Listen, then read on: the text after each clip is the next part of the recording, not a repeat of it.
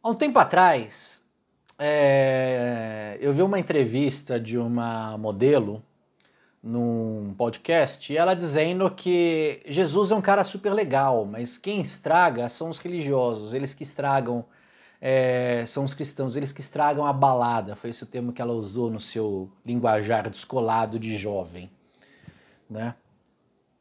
Muitas pessoas, elas adoram dizer que Jesus é um cara super legal, que Deus é amor e que ele ama a todos. E acham que aí tá tudo bem, que isso é um salvo-conduto para fazer o que querem. Bom, meu povo, não é bem assim. Esse é o assunto de hoje da nossa pausa pro café com Mário Mancuso. Curta, compartilhe, se inscreva no nosso canal e deixe seu like no vídeo. Simbora para mais um vídeo.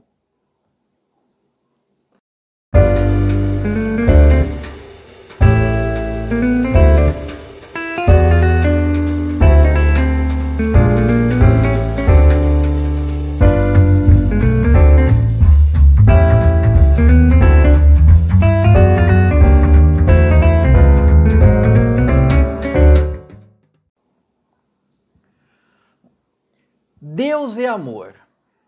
Jesus pregou que amássemos uns aos outros. Parece que para muitas pessoas, essas são as duas únicas frases que elas conhecem dos evangelhos da Bíblia inteira. Elas não conhecem mais nada, elas não entendem mais nada. Então elas acham que você não pode criticar qualquer atitude porque isso é um ato de ódio, isso é um discurso de ódio. Pô, você está vendo uma pessoa, a pessoa ela pegou e se separou da outra e casou com outra pessoa, sabe? Mas ela se apaixonou e foi um amor bonito e, meu, o que você está julgando, né? Tem a outra frase que também as pessoas gostam muito de usar, que é o não julgueis, né? Pô, Deus é amor, Jesus aceitava todo mundo, você é uma pessoa ruim, você é uma pessoa rancorosa, você é uma pessoa religiosa e blá, blá, blá, blá. Então, isso é uma das grandes heresias, isso é um dos grandes enganos que a gente tem no dia de hoje. Realmente, Deus é amor, Jesus, Filho de Deus, é o Deus encarnado, ele é amor, ele pregou o amor ao próximo, amar ao próximo como a si mesmo, sendo que o primeiro mandamento é amar a Deus acima de todas as coisas, com toda a sua força e todo o seu entendimento, e amar ao próximo como a si mesmo. De toda a lei e os profetas se resume nesses dois mandamentos. Amar não é uma autorização para pecar. Deus ama o pecador e Ele quer que nós sejamos salvos. Ele não quer que nós pereçamos no inferno. Ele não quer que nós pereçamos na perdição. Deus quer que nós sejamos salvos. Ele não se agrada do pecado, né? Jesus disse, vinde a mim os pecadores, mas ele não disse, vinde a mim os pecados. Ele não admitiu os pecados. No capítulo 8 do Evangelho de João, nós temos uma passagem famosa que é da mulher adúltera, né? Nessa passagem, uma mulher estava para ser apedrejada pelos fariseus porque ela tinha sido pega em flagrante adultério. E pela lei mosaica, né? A lei dos judeus até então, ela seria apedrejada até a morte. Jesus estava lá, quieto, riscando no chão, tal, fazendo... Aí os fariseus, olhando aquilo, chamaram assim, mestre, essa mulher foi pega em adultério, ela deve ser apedrejada. Aí Jesus olhou, falou assim, ok, que atire a primeira pedra aquele que nunca pecou.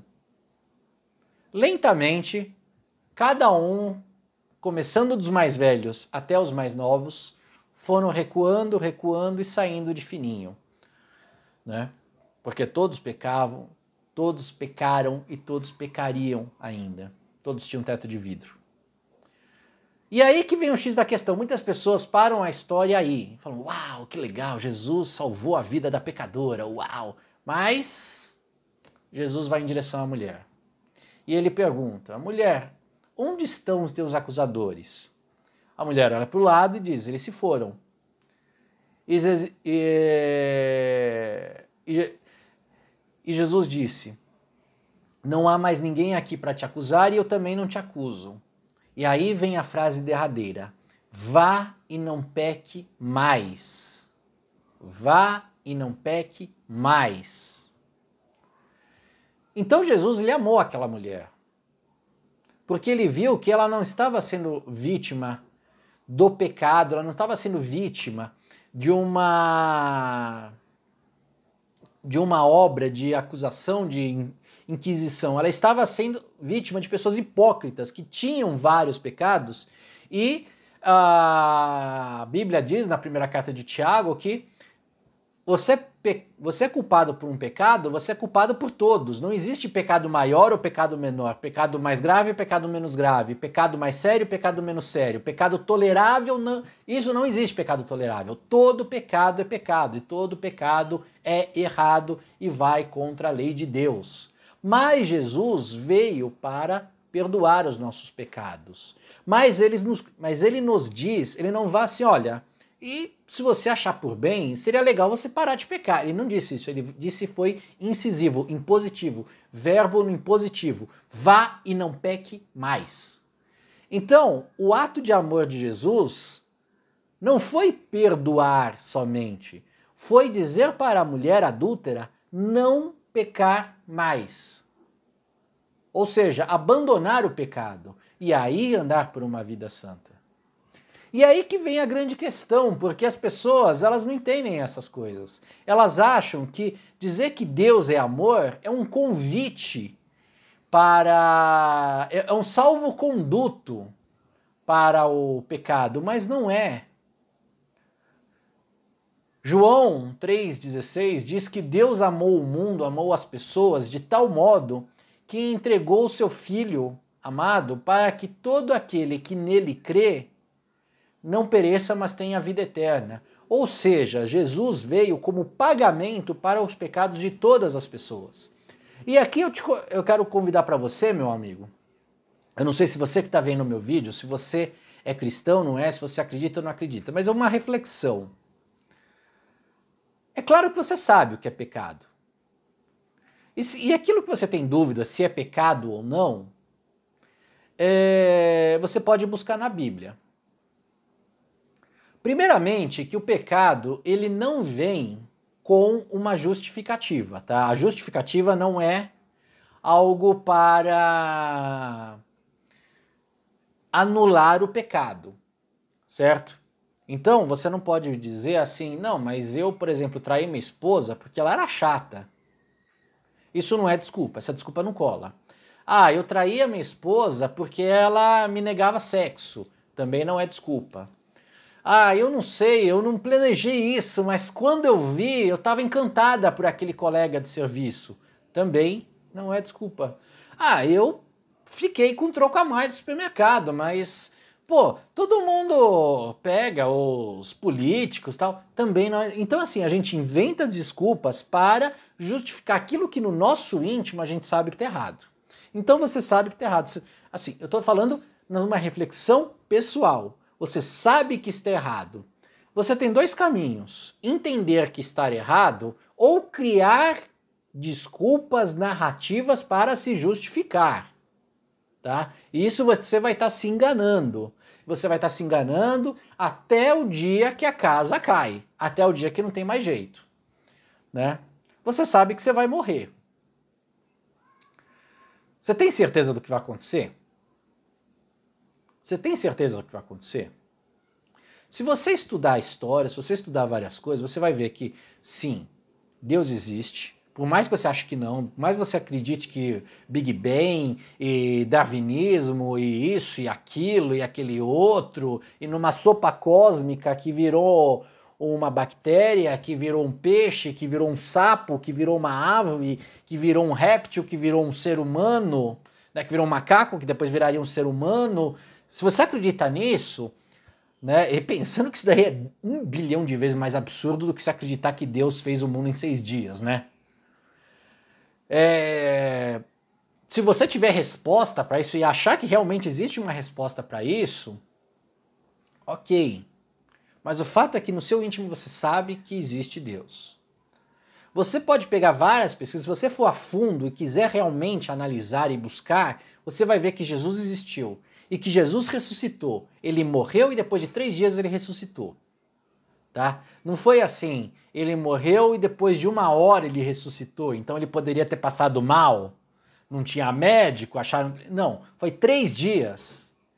Você tem relatos, você tem documentos que comprovam o flagelo de Jesus. Jesus ter sobrevivido até a crucificação já foi incrível, porque o que ele sofreu era para ele ter morrido antes, sabe? Ele não ter nem saído lá do pátio romano onde ele foi flagelado, né? Assistam Paixão de Cristo do Mel Gibson, que aquilo é um relato bastante real de como que foi, né? Nenhum homem suportou aquilo. Mas ele foi crucificado e ele morreu. Enfiaram uma lança, transpassaram ele com uma lança, furaram o pulmão. Tá? Aquela água que saiu quando furaram, que diz a Bíblia, aquilo é porque furou o pulmão. Tá? E depois de 3 dias, Jesus ressuscitou. E ele foi visto por centenas de pessoas. E existem centenas de relatos históricos de pessoas não cristãs. Tá? Pessoas morreram atestando isso. Pessoas foram... E não foi uma morte assim, simples, não. Pessoas arrancaram a pele. Tiago, por exemplo, eu acho que foi... Não sei se foi Tiago maior ou Tiago menor, qual dos 2 Tiagos que foi, arrancaram a pele dele. Ou seja, eles ferviam a pessoa até a pele se descolar da carne e arrancavam. Tá? Então, assim, pessoas tiveram mortes horrorosas, defendendo essa crença. Então, isso é um fato. E aí a gente vem, e eu estou dizendo tudo isso para testar que existe algo que a gente deve pensar um pouquinho. A gente deve refletir um pouquinho. E o que são essas leis? Quais são? Existe alguma lei absurda? Existe algum mandamento absurdo? E aí eu estou dizendo que justamente a gente não pode viver achando que o pecado é uma coisa admissível. A gente tem que entender que Deus é amor e que Ele criou um caminho para nós sermos justificados e salvos. E Ele nos convida a tentar resistir e quando cairmos, que nós nos arrependamos e continuemos. É que nem um aluno que está fazendo um exercício de matemática e ele erra e o professor fala assim, não, você errou. E ele, eu não queria errar, eu queria acertar, então beleza, tenta de novo. E ele tenta até que ele consegue, ele tenta acertar, né? Ele não vai errar de propósito. E às vezes ele faz uma coisa pior do que errar, ele copia de outras pessoas, ele cola na prova. Então um crime maior ainda, porque ele tenta acertar e ele erra muito mais. Mas se ele persistir, ele vai acertar. Um músico que queira tirar uma música, etc. Tá? Então sim, Deus é amor, mas Deus é amor no sentido de querer que nós melhoremos, que nós trilhemos o caminho que Deus trouxe para nós, um caminho reto, segundo os mandamentos de Deus, fazendo o máximo possível que nós conseguimos com todo o nosso, sem nos conformarmos em cair. Ou seja, sempre que nós cairmos, nós buscarmos levantar e fazer melhor, e não cair de novo. Não cair no erro, ou seja, não cair no pecado, né? Porque nós amamos a Deus. Deus é amor e nós amamos a Ele. E amor é obediência. Doa a quem doer. E aí vem uma outra coisa que é o seguinte, o cristão ele não pode agir pelo politicamente correto. Eu fiz um outro vídeo, vou deixar nos cards aqui o link para ele, no qual eu falo sobre o politicamente correto, sobre a sinalização da virtude. Nós temos que viver pela palavra de Deus, pelos mandamentos da Bíblia, tá? Nós cristãos, principalmente, mas todos são convidados a viver pela Bíblia, tá? E é uma opção de cada um, certo? Muitos os chamados, poucos os escolhidos, ou seja, muitos foram chamados. Essa parábola de Jesus Cristo, no final do Evangelho de Mateus, ela é muito interessante, que ela conta a história de um senhor que ia dar uma festa de casamento, né? O casamento do seu filho, e ele convida várias pessoas. Convida autoridades, pessoas importantes, e uns dizem que não tem tempo, outros dizem que não querem ir, outros que tinham coisas melhor para fazer, e outros ainda pegaram os mensageiros e maltrataram e até assassinaram os mensageiros. E ninguém quis ir. Quem são essas pessoas, né? Aí o senhor, ele diz assim pro empregado dele, então saia pelas ruas e convide todo mundo que tiver. Saia pelo mundo e convide todo mundo. São todas as pessoas que são chamadas a escutar o evangelho. E eu tô aqui chamando você, meu amigo que tá vendo esse vídeo. E aí no meio dessas pessoas tinha uma que ela não estava vestida adequadamente, né, para uma festa de casamento. E o homem, ele diz assim, meu amigo, como que você entrou aqui sem estar com as vestes nupciais, né, as vestes próprias do casamento? E o cara fica sem ter o que falar. Aí o senhor manda que ele fosse retirado e fosse jogado na cadeia, alguma coisa assim, né? Fosse para o lugar onde há choro e ranger de dentes. E aí vem aquela frase de Jesus, muitos os chamados, poucos os escolhidos. E o que quer dizer essa parábola? Ela quer dizer que muitas pessoas, elas escutam a palavra de Deus, e algumas até chegam perto. Mas você estar vestido adequadamente é você se vestir das atitudes cristãs. E atitudes cristãs não é sinalizar virtude, não é o politicamente correto, não é parecer uma pessoa correta, sabe, lá, chegar certinho na hora do culto, cantar em voz alta, dar grandes contribuições na hora da oferta, levar marmita no fim de semana para os mendigos, etc. E em casa você vê pornografia, você trair a esposa, você falar palavrão, você maltratar os outros, você desviar dinheiro da sua empresa, etc, etc, etc. Tá? Você ficar assistindo Big Brother, ficar assistindo Lúcifer, ficar inventando coisas, contando mentira, fazendo fofoca. Isso é você não ter uma atitude cristã, tá? Isso é você não estar vestido para o casamento. Então, você escutou a palavra, mas a palavra não criou raiz, tá? Então, e outra coisa, o não pecar, ele está acima de você ser condescendente. Então, uma das coisas também, além de a gente ter que ter uma atitude cristã baseada na Bíblia, e a Bíblia, ela é a mesma e ela não muda, e o mundo não muda, tá? Não existe essa coisa de modernizar a Bíblia, não, tá? Isso não existe, é uma mentira tremenda do demônio, tá? Onde muitas pessoas estão arrastando pessoas para o inferno, muitos líderes, muitos que se dizem pastores, que se dizem religiosos, estão arrastando pessoas para o inferno com essas mentiras. Não existe você atualizar a Bíblia, não existe. O que era pecado há 2000 anos, o que era pecado há 5000 anos, ainda é pecado hoje. Tá? Doa a quem doer. E aí a gente entra na questão da sinalização de virtude, do politicamente correto. Então a gente não pode admitir isso, a gente não pode ser condescendente. É claro que não é tratar com ódio. A gente não pode chegar e falar assim, vamos juntar uma galera e vamos dar um cacete lá naquele pessoal que faz aquelas coisas que a gente não, que vai contra a nossa fé? Não, não é isso. Nós oramos, nós buscamos, nós trazemos a palavra, nós ensinamos, né?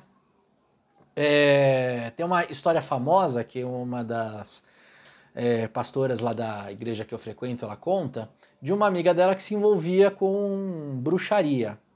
E um dia ela chegou, e elas eram amigas de trabalho, tudo, né? E um dia ela chegou e falou assim, fulana, eu faço isso, eu vou pro inferno? E ela disse, segundo a palavra de Deus, vai. Veja bem, segundo a palavra de Deus, vai. Não é você perguntar pra mim, pô, Mário, eu faço tal coisa, eu vou pro inferno então? Não sou eu que decido. Não sou eu que tô carimbando os passaportes. Mas na palavra diz isso. Então, se a palavra diz isso, né, a palavra, ela é inerrante. A palavra, ela não mente. A palavra é a verdade. Tá? Se você não acredita, é uma opinião sua. Aliás, a opinião, nem a minha, nem a sua, nem a do Papa, importa. É o que está escrito. Tá? É a palavra de Deus. E aí ela disse isso para aquela moça, né? E ela, claro, não ficou satisfeita, não ficou feliz, mas beleza. Assunto encerrado. Só que ela ficou pensando sobre isso. Qual que foi o final da história? Eu não vou contar. Mas o fato é que ela ficou pensando sobre isso. E a postura dessa pastora, ela foi certíssima. Ela não chegou e falou assim, olha, eu te odeio, não vem falar comigo, pecadora. Não, ela não falou isso. Ela falou, oi, então, fulana, pô, segundo a palavra de Deus, sim, você vai pro inferno. porque você está agindo contra, ó, aqui no livro tal, no versículo tal, está escrito, né? Se você não abandonar e se arrepender, você não vá e não peque mais. Vá e pare o que você está fazendo. Mude a sua atitude, porque tem tempo. Enquanto você está vivo, há tempo. Tá? Deus nos ama e nos deu a oportunidade, certo? E amar Deus, em primeiro lugar, é igual a obediência, a obedecer 100%. Deus não está preocupado com a nossa opinião. Deus não está preocupado com as nossas vontades. Deus não está preocupado com as nossas preferências. Deus não está preocupado com que eu, você, a Rede Globo, o partido XPTO, a ONU dizem que é o correto. Deus veio e trouxe sua palavra. Deus veio e trouxe seu filho, entregou seu filho para nós termos a possibilidade de salvação. Então, é uma opção de cada um, certo? Então, esse daqui é o meu vídeo de hoje. Espero ter trazido uma reflexão para vocês. Curtam, compartilhem, deixem suas dúvidas, seus comentários aqui embaixo nos comentários. Deixe a sua curtida e se inscreva no nosso canal, indique nosso canal para outras pessoas. Até a próxima pausa para o café com Mário Mancuso.